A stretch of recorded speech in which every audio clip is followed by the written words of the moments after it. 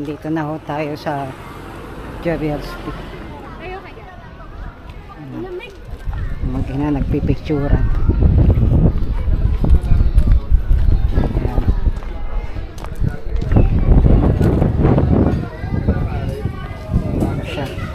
Wow, ito na yung loob ng Jerial Speak. Ang daming pagbabago dito.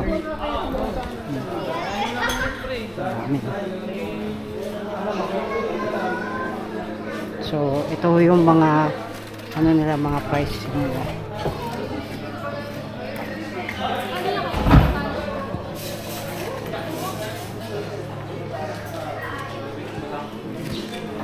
Yan, wow, ganito. Naglagay na pala sila dito ng ano, nung kainan nila dito, pinakatiris nila. Wow, ganito. Wow, abot kamay ko.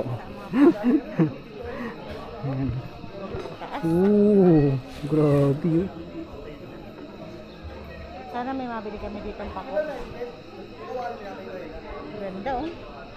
Lord, thank you for this wonderful mountain. Ganda oh. Kaya binabalik-balikan ho namin ng tanim.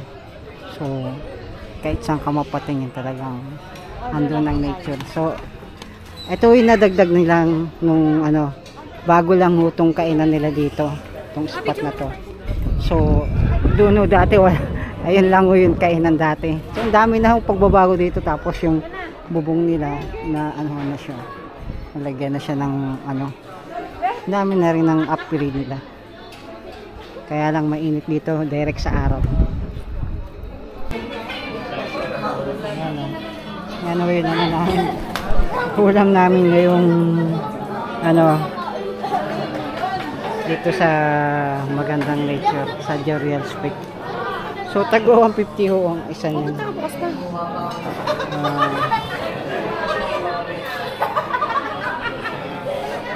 Tapos yan yung mga kasama namin.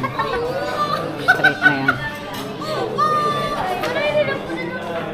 Tapos yan yung mga magandang view natin na makikita dito sa Jerial Speak. Nakapaikot na bundok. Ikot siya 360 degrees. So marami na rin pagbabago dito sa Jerial Speak. Isa na dito yung bubong. Dati lang to, ordinary yung bubong. Napa-upgrade na nila. Tapos may extension na sila ng kainan doon. Yung sa labas na yun doon. Tapos doon din nagkaroon din ng extension doon. Dati ito pa lang tong sakop na to. Yan pa, ikot na yan. In-upgrade na nila lugar kasi alam nila na maraming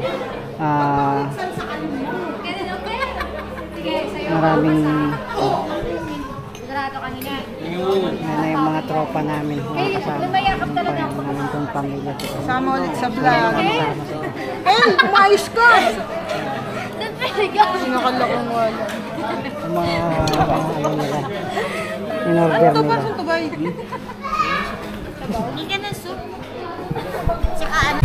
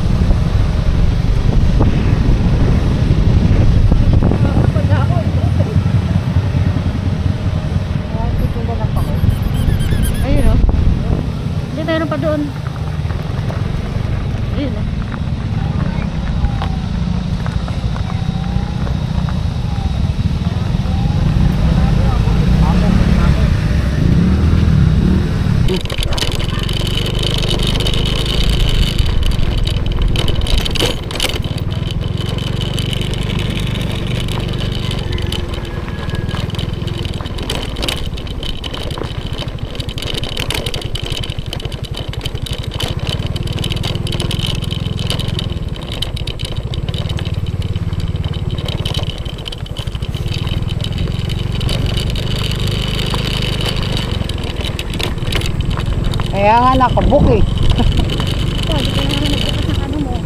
Meron. Medyo rough road lang po dito sa ano papuntang Tando papasok.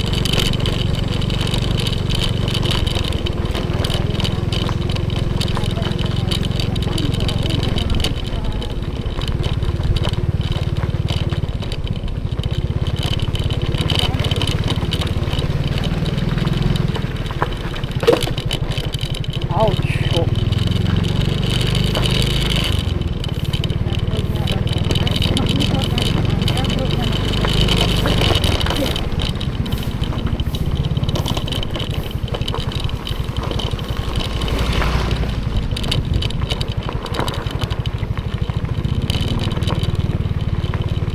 Saan din ito? Tando. Hindi naman kayo mawawala kasi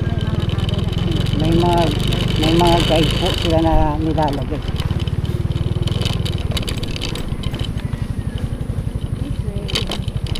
Saan ba? Ito, trans.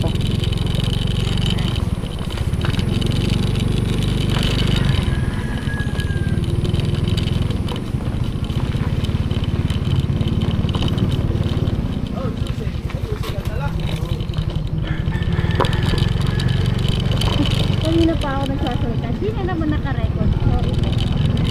Ito na po tayo ngayon sa Tando. Opo. Ayan, touchdown na po tayo sa Tando Beach. Sorry. Malako. Ayan. So, yung mga kasama natin. Hintay lang po natin. Nasaan sila?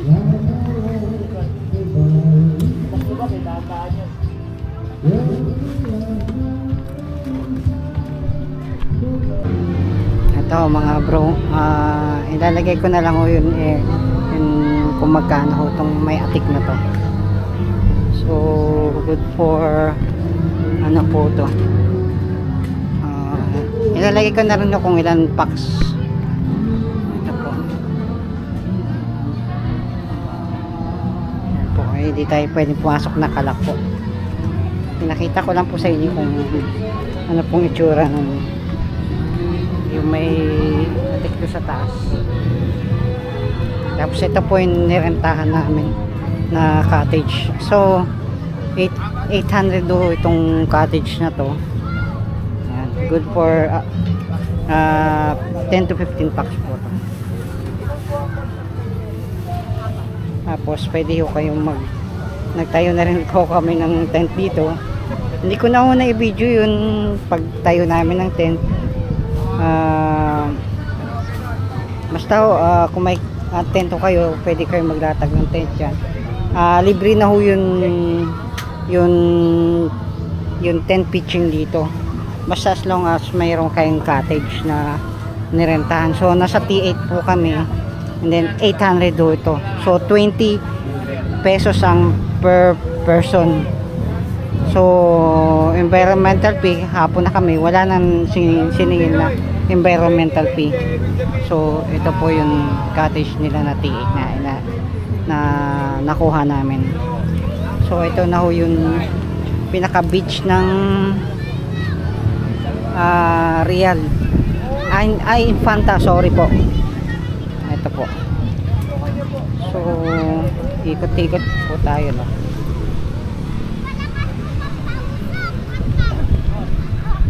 Ito siya. Ito yung ano dito. Pwede kayong mag volleyball. Ayan. So hanggang Ang video okay ho dito hanggang 10. So hanggang 10 lang ho yung video okay dito. Yung kumbaga ba kung mayroong privacy. And then yung pan dito, yung buhangin dito hindi siya mabato. Talagang ano siya, saan siya oh.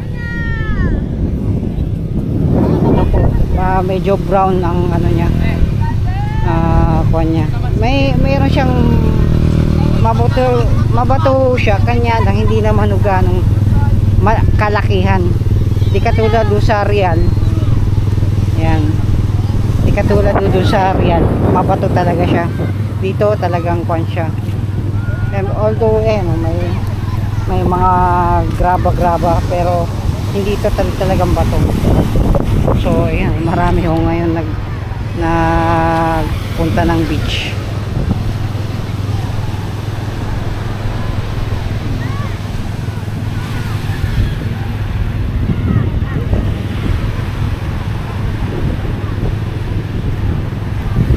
So iba pa rin talaga yun, ano no, yung sarili mo, yung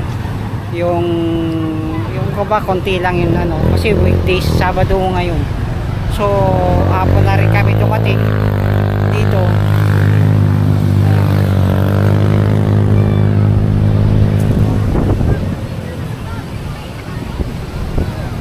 So baka bukas na lang tayo maligo kasi, or tingnan din natin mamaya para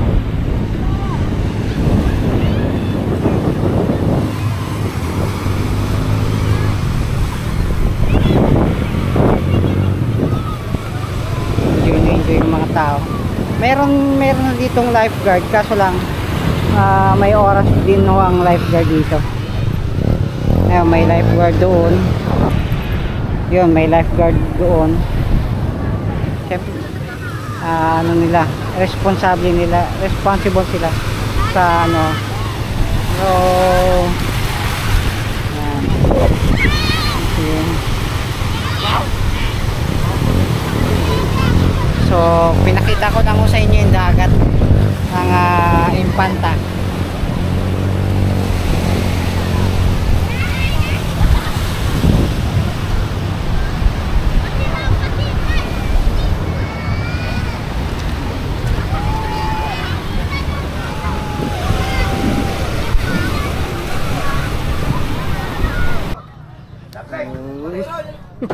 Yan. Good morning po sa inyo mga bro. Good morning po sa lahat na nandyan, lahat ng nanonood, lahat ng sumusubaybay at lahat ng sumusuporta kay Kuya Nads TV. Sana po andyan pa po kayo sa akin para sumorta. Oo nga, umaga na daw. Pasensya nyo na po, medyo maingay yung kapitbahay namin, nakainom. Hanggang ngayon nakainom pa rin, umaga na. So anyway, good morning po ulit sa lahat. I hope nandyan pa po kayo. So eto po yan tayo eh. Kuya ako na naman tayo, si Kuya. Dito po tayo nakaupo. Yan, pinagmamasdan ko. Eto po yung setting ng ano namin. Ayan, tulog kasi ako si Nero. Tsaka sunlight. Yun. Ayan ang paligid. Ayan, mamasdan ko yan mga bro. Pag sumikat ulit ang araw, tuloy ang buhay. Pag sumikat ulit ang araw, tuloy ang liwanag sa buhay. Stress out, problem. Stress out, relax coming in. Chill lang tayo dito.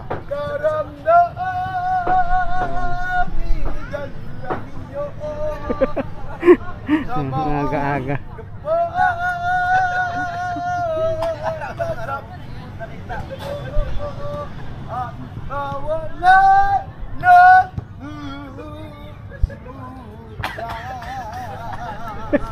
Ayos no. Ayan, good morning po ulit mga bro. Sikat na yung araw. Balikan ko po kayo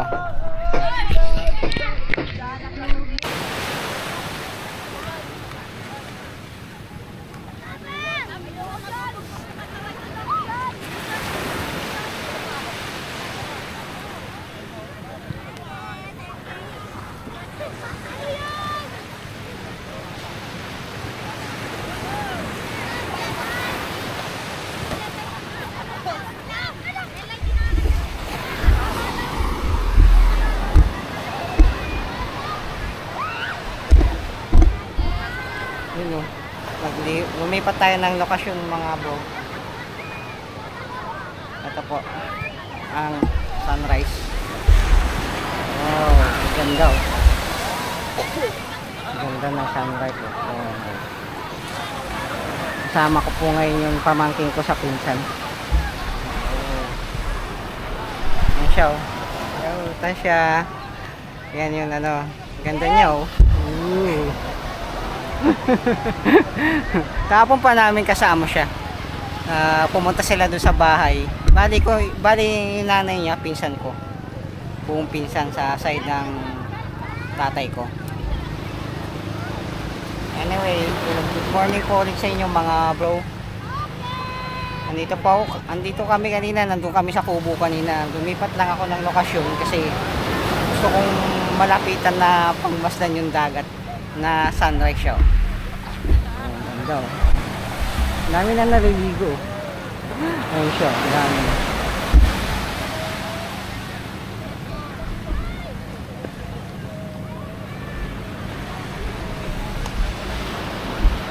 Gandang pagmasdan yung dagat. At nakaka-stress out. Para bang nakaka-relax dito sa harapan ng ano, ng dagat. May stress out ka habang nagmumuni. Nilalangap yung sariwang hangin, walang polusyon. Kaya rin mga bro, mga viewers, sana gawin nyo rin yung mga ini-experience ko, hindi lamang na napapakita ko sa inyo yung mga bagay na nakikita ko dito. Ganda sa physical yung nakikita ko. Para maranasan nyo rin. O sabihin natin wala kang pera o ano, mag-ipon ka sa amin eh. Hindi rin naman namin agad-agad nakakapamasyal ng ganito. Pinag-iipunan namin kasi ako lalo na wala pa akong sweldo sa YouTube, sa Facebook wala rin. Nag-uumpisa pa lang ako. Pero nagsusumikap ako para mabudgetan yung mga ganitong gala namin, ganitong na-experience namin. Nakaka-stress out yung mga bigati mo sa buhay nakakawala kapag ganitong napagmamasdan mo. Yan, daming mga nanonood pa.